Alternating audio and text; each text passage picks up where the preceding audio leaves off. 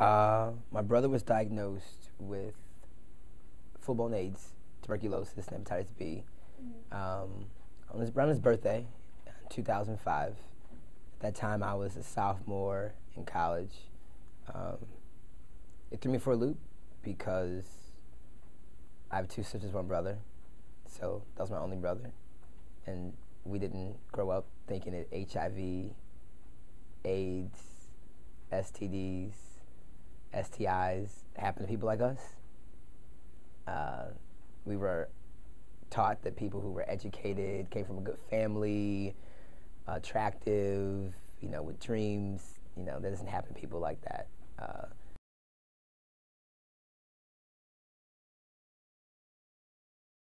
College campus, a little alcohol, a little marijuana, a lot of fine bodies,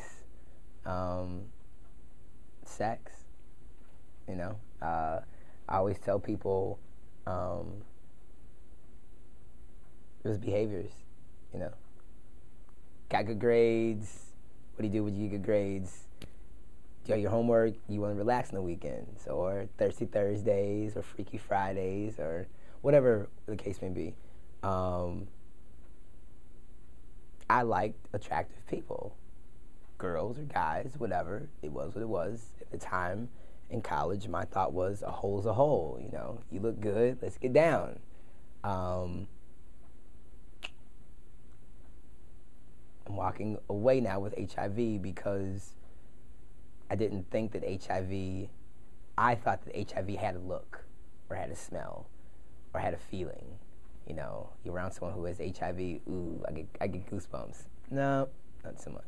I think that's the basis. I think, a lot of college students, we see something and we're like, that's fine. That's my story. I saw, I liked, and I went after it, and I walked away with some really good sexual experiences, but also now with HIV.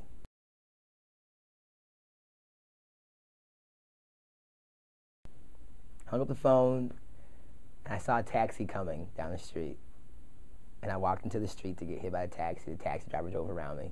And I'm like, wow, okay. At that time, I lived in the South Loop. I went down to the neighborhood bar.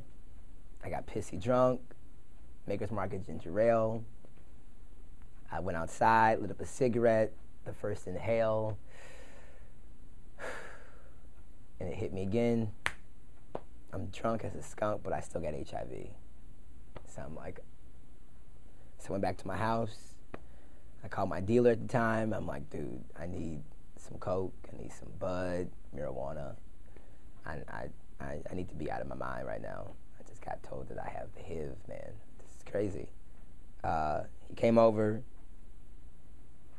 did some lines.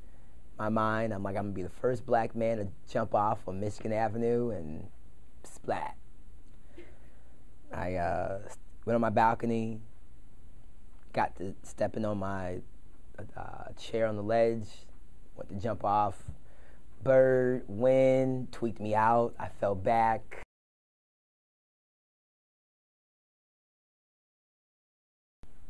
I'm a youth advocate consultant for the University of Chicago's Comer Hospital, which is a pediatric infectious disease program, specifically talking about STIs, which are sexually transmitted infections, gonorrhea, chlamydia, all of those things, VD, but also educating them about HIV/AIDS, working with K through 12 specifically.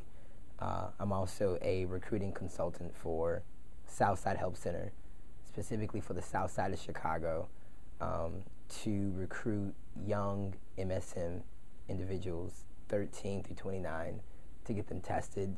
If they are positive, to connect them to our adherence program so they can get into counseling, case management, and treatment to make sure that they're on their regimens.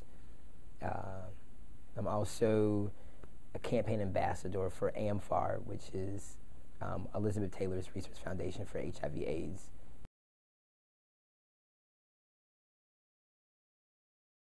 My job isn't about me. It's about the community. It's about the individuals that don't know their status. I think about HIV at around 10:30 at night when I take my medication. That's about the only time that I think about my diagnosis. Is when I pop my pills. It doesn't. HIV is in me. It doesn't rule me, and I think that that's the stigma that people have to understand. It's something that is that's manageable if you want to manage it.